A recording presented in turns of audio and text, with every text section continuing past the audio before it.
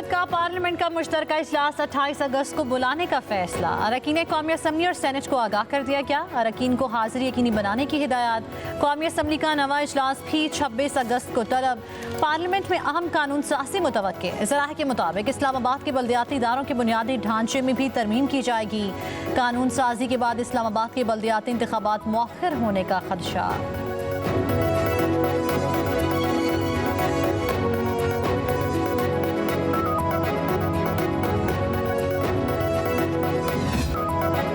वज़ीर आला मरियम नवाज की रहीम यार खान आमद शेख जैद हस्पताल में ज़ख्मी एहलकारों की अयादत। इंतज़ामिया को तमाम तरतीबी सहूलियात फ़राहम करने की हिदायत। वज़ीर आला मरियम नवाज की ज़ख्मी जवानों के वालिदैन और अहल खाना से भी मुलाकात। कहा पुलिस के जवान बेटों और भाइयों की मानिंद हैं, इनकी तकलीफ़ को अपनी परेशानी समझती हूँ, हमला करने वालों को नहीं छोड़ेंगे।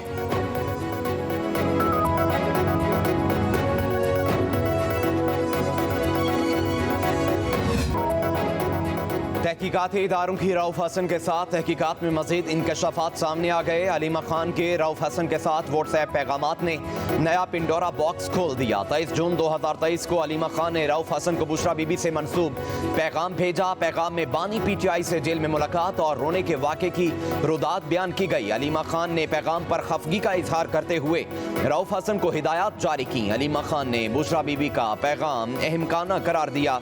कहा बुशरा बीबी का डिसइंफॉर्मेशन सेल लोगों को उकसा रहा है, इस पैगाम की तस्खीर ना की जाए। बानी की ऐसी कोई बात बुशरा बीबी से नहीं हुई।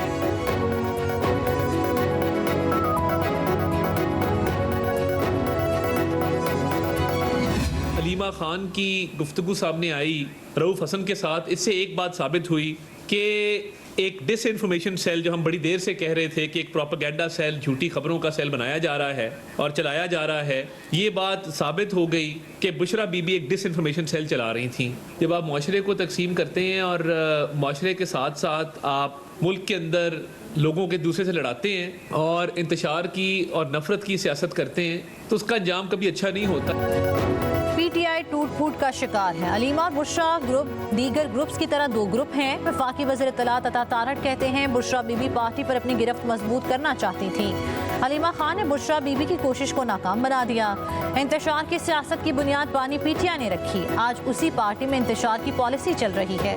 PTI में कई डिसइंफॉर्मेशन सेल चल रहे हैं। अलीमा खान ने बुशरा बीबी के इंतशार को बेनकाब कर दिया।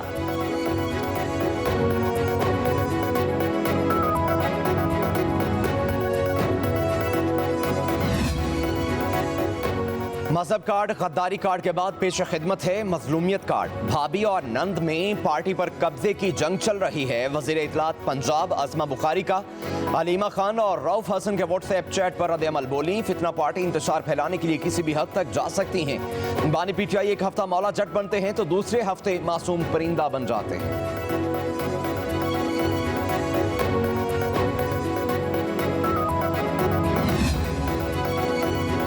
पंजाब, सिंध और बलोचिस्तान में 25 अगस्त से शदीद बारिशों की पेशगोई। मानसून का तगड़ा स्पेल 29 अगस्त तक मुल्क भर में खूब बारिशें बरसाएगा। NDMA ने हाई अलर्ट जारी कर दिया। कराची, हैदराबाद, दादू समेत अंदरून सिंध गरज चमक के साथ बारिशें होंगी। कोयटा, खुसदार, कलात, लसबेला, जियारत, सिब्बी समेत बलोचिस्तान भर में मूसलाधार बारिशें मुतवक्के। इस्लामाबाद और रावलपिंडी समेत लाहौर, फैसलाबाद, जेहलम, गुजरात, गलियात और मरी में बादल खूब बरसेंगे।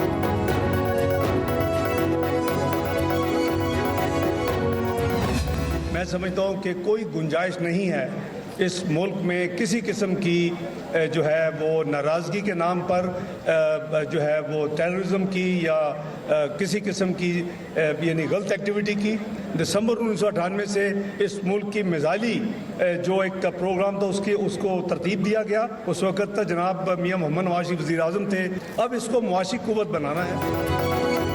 नाराजगी के नाम पर दहशतगर्दी की इजाज़त किसी भी सूरत नहीं दी जा सकती। नायब वज़ीर आज़म और वज़ीर ख़ारजा इशफाक डार की लाहौर में मीडिया से गुफ्तगू। कहा पाकिस्तान एटमी कुव्वत बना, अब इसको मुआशी कुव्वत बनाना है। वफाक कश्मीर, गिलगित बल्तिस्तान और चारों सूबे एक गुलदस्ते की मानिंद हैं। कहा कानून अपना रास्ता बना रहा है, 9 मई के जिम्मेदारों को सजाएं मिलेंगी।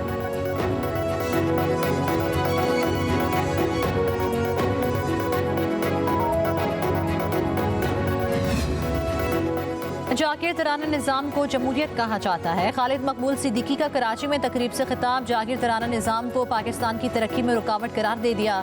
कहा इस निज़ाम को गिराने और तोड़ने की ज़रूरत है। टैक्स देने वालों को पता होना चाहिए कि उनका पैसा कहाँ लग रहा है। टैक्स मिल रहा है तो मामला डोनेशन से क्यों चल रहे हैं।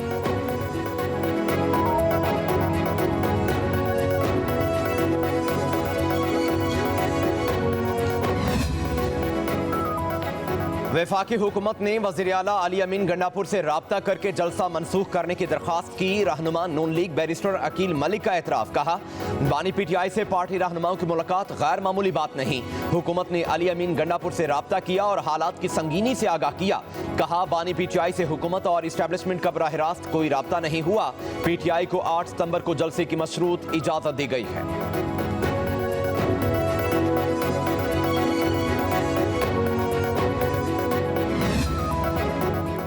जब तक मुल्क आइन के मुताबिक नहीं चलेगा हम आगे नहीं बढ़ सकते। शाहिद खान अब्बासी कहते हैं ये एक हकीकत है कि मुल्क आइन के मुताबिक नहीं चल रहा। दुनिया भर में मामलात बातचीत से तय होते हैं। सबको अपनी हदूद में रहकर काम करना होगा।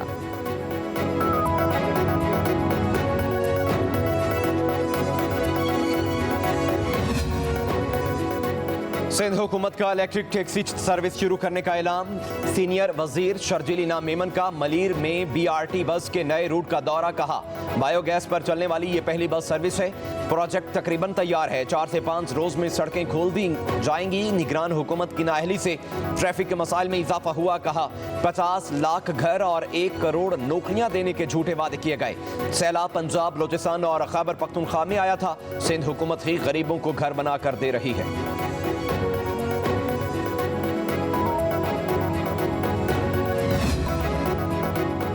कौमी टीम के फास्ट बॉलर शाहीन शाह अफरीदी बाप बन गए। बेटे का नाम अली यार रख दिया। बेटे की विलादत पर पाकिस्तानी टीम मैनेजमेंट और PCB ने फास्ट बॉलर को मुबारकबाद दी। शाहीन शाह अफरीदी रावलपिंडी में बांग्लादेश के खिलाफ पहला टेस्ट खेलने के बाद कल रात कराची रवाना होंगे। शाहीन शाह अफरीदी की शादी शाहिद अफरीदी की बेटी से हुई थी।